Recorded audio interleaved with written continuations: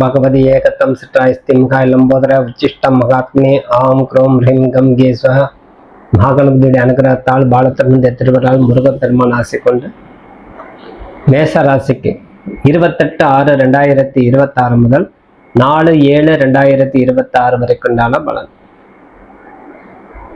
June மாதம் 28 முதல் ஜூலை மாதம் 4ஆம் தேதி வரை நம்ம வாரத்தில் உங்களுக்கு கடினமான உழைப்பு தேவை.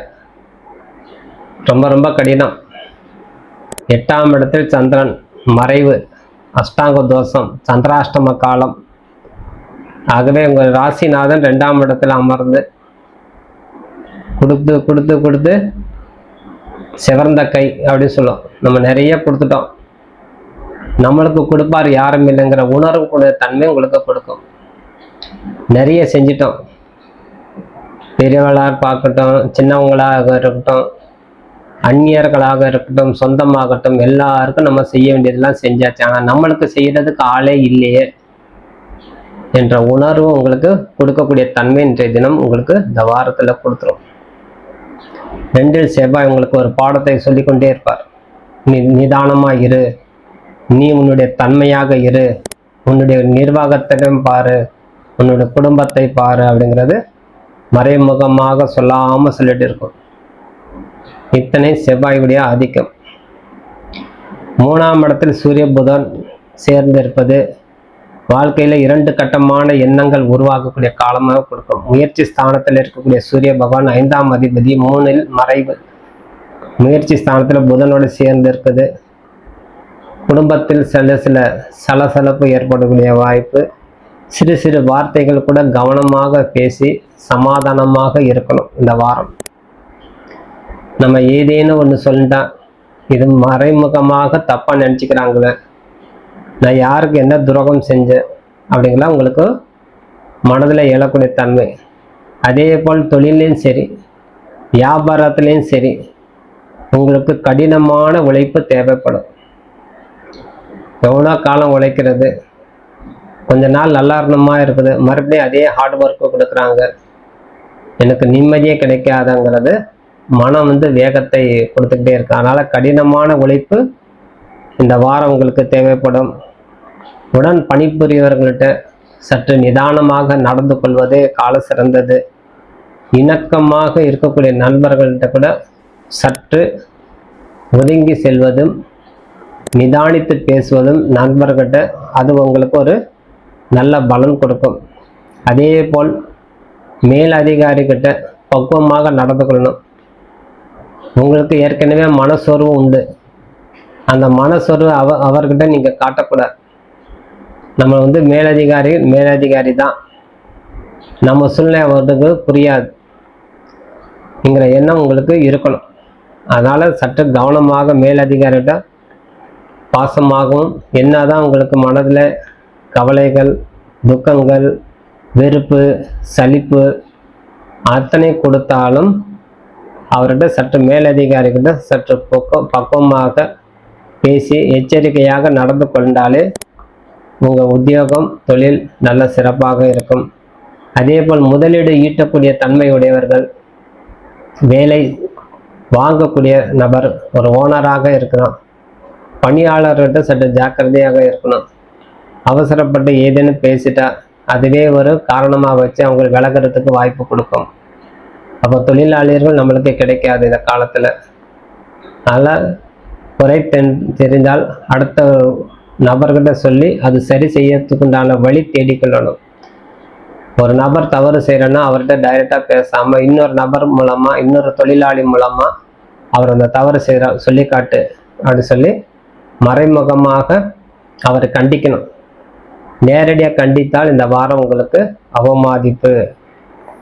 அப்போ நம்ம ஓனராக இருந்து ஒரு கண்டிக்கக்கூடாதானா, ஒரு நேர காலம் உண்டு. நம்மளுக்கு நேரம் சரியில்லாத நேரத்தில் அவரும் ஒரு மனிதன், அவருடைய மனம் பெருசாக வேலை செய்ய ஆரம்பிச்சிடும்.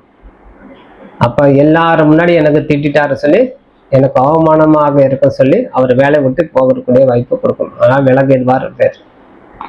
ஆகவே உங்களுக்கு தவறு தோணிச்சுன்னா இன்னொரு தொழிலாளி மூலமாக அவர் கண்டிக்கக்கூடிய தன்மை உங்களுக்கு ஒரு மனப்பக்குவத்தை நீங்கள் வரவழைத்து கொள்ளணும். அதே போல் முதலீடு செய்து கொள்ளக்கூடிய அன்பர்கள் முதலீடு செய்யாமல் இருப்பது சிறந்தது.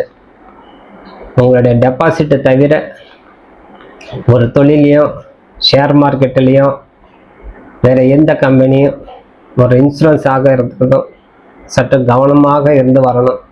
போலிகளை கண்டு ஏமாறதுன்னு நிறைய விளம்பரம் வந்துக்கிட்டே இருக்குது. அந்த போலியான வார்த்தை நம்மளுக்கு பெருசாக தோணக்கூடும்.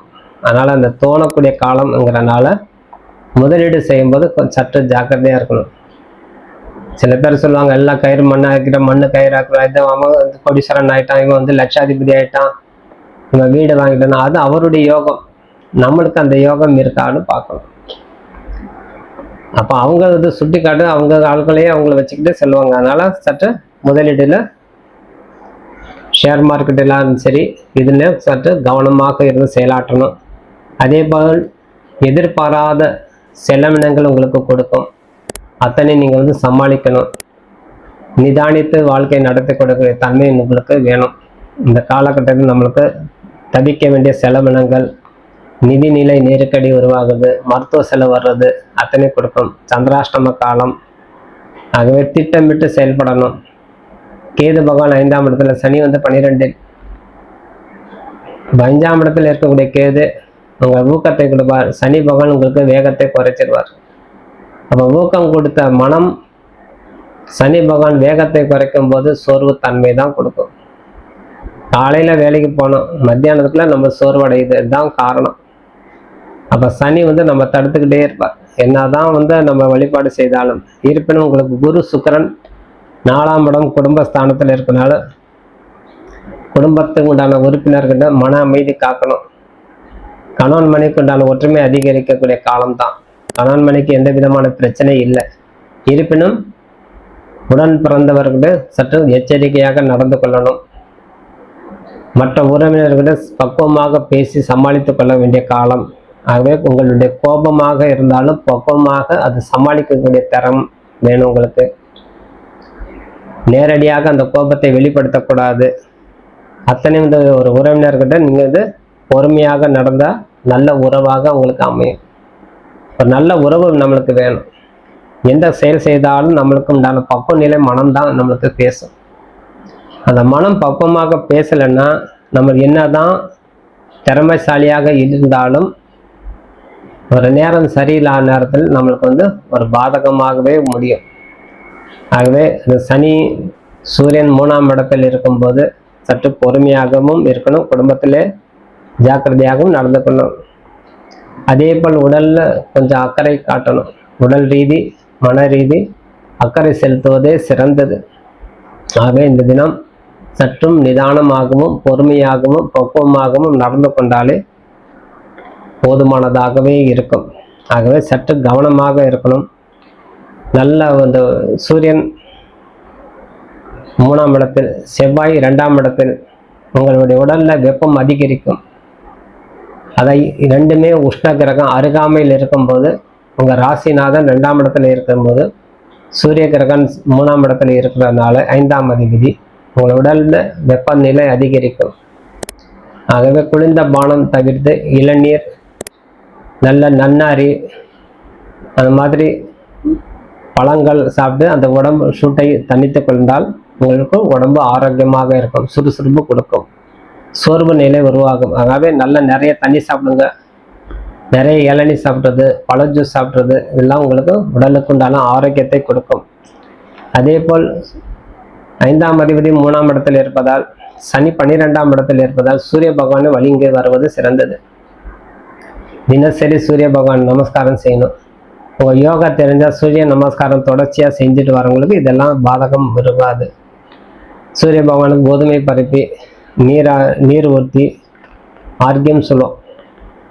சூர்யாயே நமஹ, சூர்யாயே நமஹ அப்படிங்கிற மனந்திரம் சொல்லி சூரிய தேவனுக்கு மனதார பிரார்த்தனை செய்து ஓம் ஆதித்யாய நமோ நமஹ, ஓம் ஆதித்யாய நம நமஹ, அதில் அந்த சூர்யாய நம நமஹங்கிறது மந்திரம் சொல்லி அந்த ஆரோக்கியம் விடும்போது உங்களுக்கு மன ஆற்றல் அதிகரிக்கும், மன வேகம் கொடுக்கும், உங்கள் தைரியமும் தன்னம்பிக்கை அதிகரிக்கக்கூடிய காலம். ஆகவே அத்தனை உங்களுக்கு கொடுக்கக்கூடிய காலம். ஆகவே இத்தனை பரிகாரம் செய்து வர்றது போதுமான உங்களுடைய குல தெய்வத்தை சேர்த்து நமஸ்கரிக்கணும்.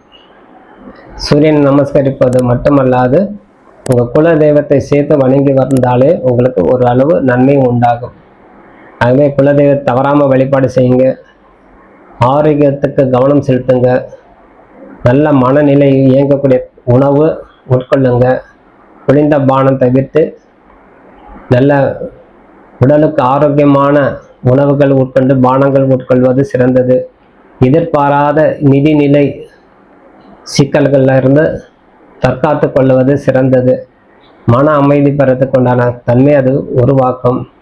நிதி நெருக்கடியிலிருந்து நீங்கள் தப்பித்து கொள்ளணும். ஆகவே இந்த விஷயத்தில் பண விஷயத்தில் கொஞ்சம் ஜாக்கிரதையாக இருந்தணும். அது மட்டுமல்லாது தொழிலையும் சரி தன்னம்பிக்கையோடு உழைக்கணும். வேலை செய்கிறவர்களாக இருந்தாலும் அல்லது சுய தொழில்களாக இருந்தாலும் உங்களுடைய தன்னம்பிக்கை தான் உங்களுக்கு ஒரு பெரிய மூலாதாரம், ஆதாயம். எது எடுத்தாலும் சரி உங்களுடைய தன்னம்பிக்கையோடு நீங்கள் உழைக்கும் போது தான் உங்களுக்கு கைமேல் பலன் கொடுக்கும். ஆகவே உங்கள் ராசிநாதன் 2ஆம் இடத்துல இருக்கிறதுனால செவ்வாய் பகவான் தனஸ்தானத்தில் 2ஆம் இடம் சொல்ல தனம் வாக்கு குடும்பம் அப்படி இந்த இடத்துல இருக்கிறதால் பேச்சில் மட்டும் நிதானமாக வைத்து உஷ்ண கிரகம் என்னதான் இருந்தாலும் சூரிய பகவானோட பக்கத்தில் நெருங்கி போகும்போது அதனுடைய ஆற்றல் அதிகரிக்கும். ஆகவே சற்று கவனமாக இருந்து உங்களுடைய பணி என்னவோ அன்றாடம் பணி என்னவோ அது செவினே நிறைவேற்றும் சொல்லி வழிபாடு செய்து வரும்போது முருகப்பெருமானுடைய திருவருளால் அனைத்தும் சுபமாக நடக்கும் சொல்லி விடைபெறுகிறேன். நன்றி, வணக்கம். ஜெய்பாலா, ஜெய்பாலா, ஜெய்பாலா. வாழ்க வளமுடன்.